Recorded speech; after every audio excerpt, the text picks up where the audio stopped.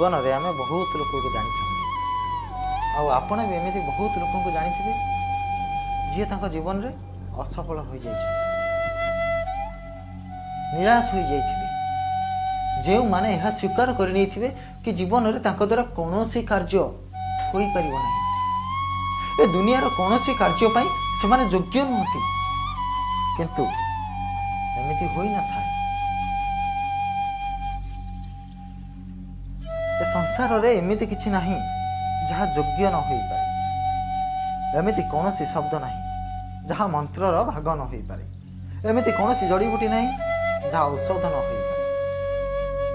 ना एमती कौन विषय अच्छी जहाँ समय आसवर अमृतर परिणत न हो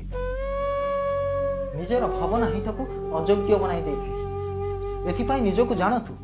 निजर अंतर मन को जागृत करतु देखिपारे जो दुनियार केन्द्र आशार निर्मित होती निराशा भली कौन शब्दर अस्तित्व ही नहीं।